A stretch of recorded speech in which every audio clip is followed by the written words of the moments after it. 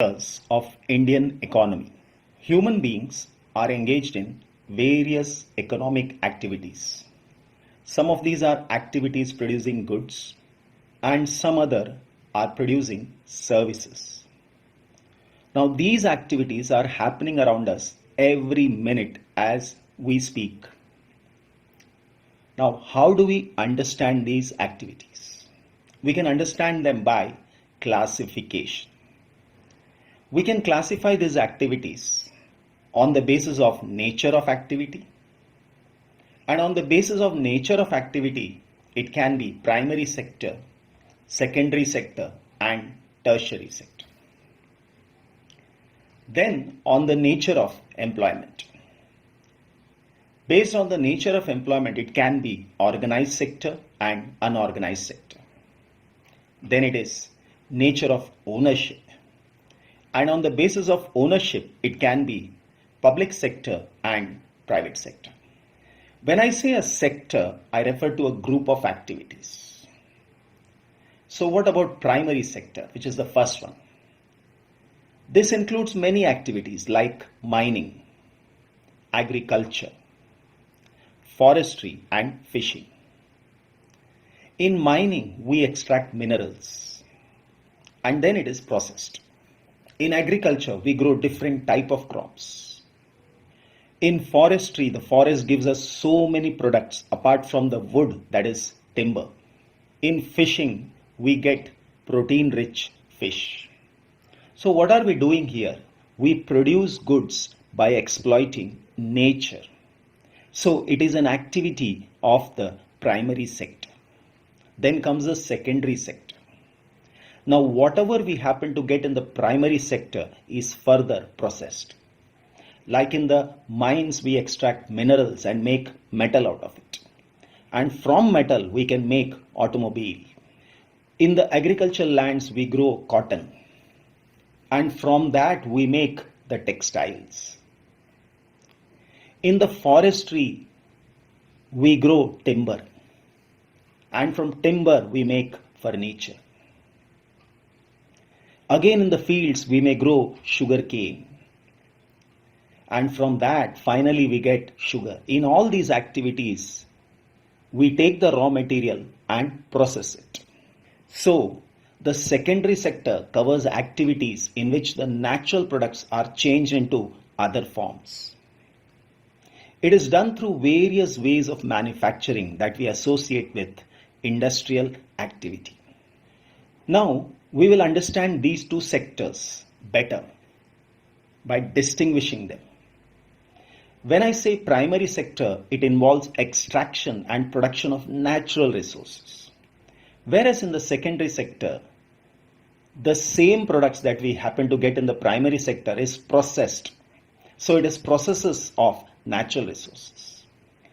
Then the primary sector provides raw material to the secondary sector, whereas the secondary sector converts raw material provided by the primary sector into finished or semi-finished goods. Primary sector is dependent on secondary sector to speed up production, because if you want agricultural tools and implements, it is only secondary sector can provide. Whereas the secondary sector is dependent on the primary sector for the supply of raw material. Take for example a textile mill or a sugar mill. They all depend on agriculture for raw material. Greater dependence on primary sector indicates underdeveloped economy, and a shift of economic activities from primary to secondary sector indicates a developing economy. Examples of primary sector are agriculture, mining, forestry. And examples of secondary sector are the manufacturing industries and construction. Then we come to the tertiary sector. Tertiary sectors are activities that help in the development of primary and secondary sector, because whether it is agriculture or industry, they require transport, they require banking, they require communication, and all the people who work here, they require medical facilities, education, and so on. So these activities generate service rather than goods, and they are also called the service sector. Now let us compare the three sectors with each other. On one hand, we have primary sector where we practice agriculture and produce many agricultural products. Then it is mines which give us mineral, fishing which gives us fish, and forestry which gives us timber. On the other hand, industries comes in secondary, which deals with manufacturing or processing. Then it is tertiary sector. In tertiary sector, there is transportation, medical, educational, and banking facility. Now, all three are interdependent on each other. If I take the first one, primary here, agriculture requires tools and implements, and it has to come from the secondary sector. For mining, again, we require machines, and that has to come from secondary sector. For fishing, we require fishing nets, fishing rods, and so many other equipments. For forestry, for cutting of trees, again, machines are required. So in all these areas, we depend on the secondary sector.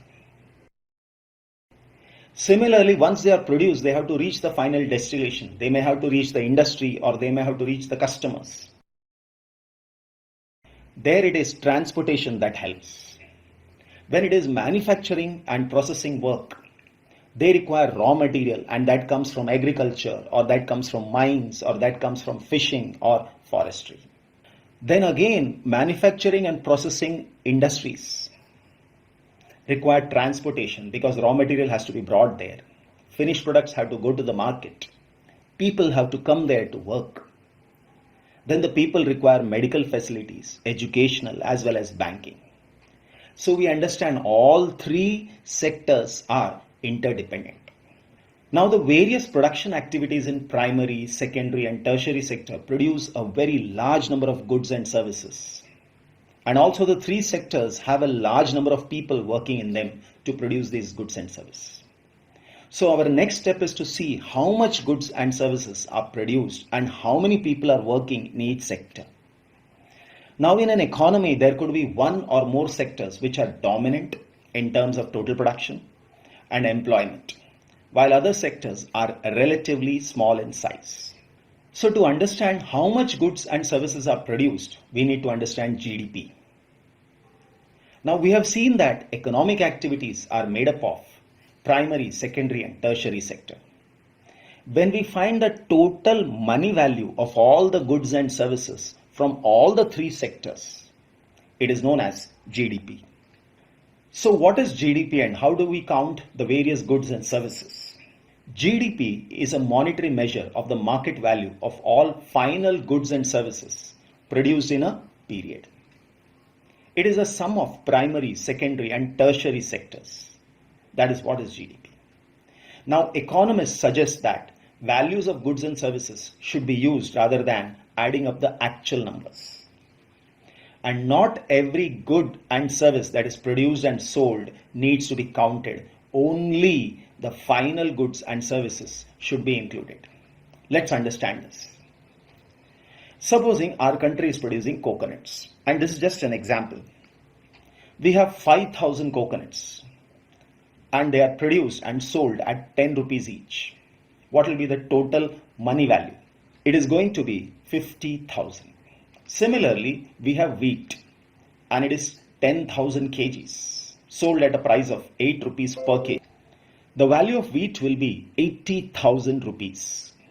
So we need to take precaution that not every good and service produced is to be counted. We need to look and count only the final goods and service. Let's understand this with an example.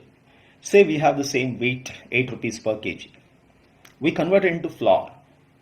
It is 10 rupees per kg now. And we make biscuits out of it. Just for our understanding, we take only 4 biscuits and the value is 60. So I should not take 8 rupees and 10 rupees. I should take only 60 because if I am counting 8 and 10, then there will be a double or triple counting of the same things. So this is the meaning of only the final product is to be taken. So many things that we use in our day-to-day life, it can come from the primary sector, then come to secondary and then tertiary. So only the value of the final goods or services must be taken. Let's understand this. Say the value of final goods and services produced in each sector during a particular year provides a total production of sectors for that year. Now let us understand GDP better with the help of this graph. In 1973 and 74, from the primary sector we had 2.6 lakhs, secondary sector 1.3 lakh, and tertiary sector 1.5 lakh. The total income is in the form of crores. So here the total income comes to 5.4 lakh crores. This was from the three sectors. So this is the GDP in 73-74. But if we come a little ahead, 13-14, from primary sector we jumped from 2.6 to 9 lakh, secondary 1.3 to 13 lakhs, and tertiary sector to 35 lakh. And the total income from all three sectors is 57 lakh crores. So this is the GDP, that is gross domestic product, of our country in the year 13-14. Now, how did we make progress and how did we evolve gradually from primary to secondary and secondary to tertiary sector? For that, we have to look at our history. The world was in first stage, and when it was on the first stage, that time the main activity, the main occupation of the people all over the world was agriculture. So we can say in the initial stages of development, primary sector was most important sector of human activity, because they knew agriculture or mining or fishing. Most people were employed in this sector, and most of the goods produced were of natural products. Agricultural sector gradually prospered and produced much more food than before. Buying and selling increased many times, and new professionals developed like craftsmen and traders, administrators, transporters, and even army. So this was stage 1. Coming to stage 2, new methods of manufacturing were introduced. Factories came up and started expanding. People began to work in factories in large numbers, and people began to use goods produced in factories because it was available at a cheap rate. The secondary sector gradually became the most important in production as well as employment. So we can say that the secondary sector gradually became the most important in production and employment. Coming to stage 3. In stage 3, that is in the last 50 years, there has been a shift from secondary sector to tertiary sector. It became the most important in terms of total production and employment. Let us understand this with the help of GDP again. Now, if you see the share of GDP in each sector in 73-74, initially it was primary sector 40. This is percentage now. Secondary sector is 12% and tertiary sector 48. Again in the year 13-14, the primary sector jumped down to 12, which is a good sign. Because in any developed country, the primary sector is just within 5%. And ours has come down.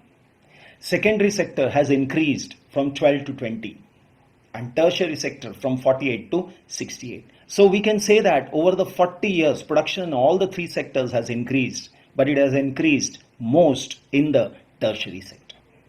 Let us sum up the reasons for rising importance of tertiary sector in India. Many basic services provided by government increased.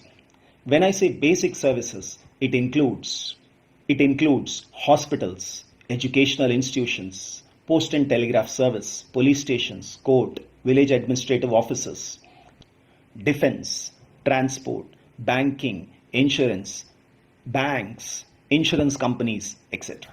Second, the development of agriculture industries leads to development of services like transport, communication. As income levels rise, sections of people demand more services, and that is why the malls have come up. New services developed, and these new services are, one is IT and other one is communication, which has become an essential part of our lives. Now, not all service sector is growing equally well. Why is it so? The reasons are, service sector in India employs different kind of people. When I say different kind of people, that is different type of labor. One can be unskilled, like lot of landless laborers working in the fields. Then it is semi-skilled. Semi-skilled are people who can develop skills within a week and start working, like making baskets. Then there is skilled. These people require at least a year to develop those skills, and highly skilled, like engineers, doctors, scientists come under that category. So limited number of services employ highly skilled and educated workers. And large number of services employ small shopkeepers, repair persons, transport persons. And they barely manage to earn a living and have no alternative opportunities to work. And that is the reason not all the service sector is growing equally well. Now let us understand where are most of the people employed. When we see employment, in the year 70-71, the primary sector had accommodated 74% of the employed people. Secondary it was 11 and tertiary 15. But in the year 11-12, it has changed and the primary has come down to 49, which is good. Secondary is 24 and tertiary is 27. Now, why are most people employed in primary sector? The reason is not enough jobs were created in the secondary and tertiary sector in the last 40 years. Then it is production in industries increased 9 times, but the employment in industries have increased only 3 times. Production services have increased 14 times, but the employment service has increased only 5 times. More than half of the workers are working in primary sector, mainly in agriculture, producing 1/4 of the GDP. And the secondary and the tertiary sector produce 4/5 of the produce and employ less than half the people.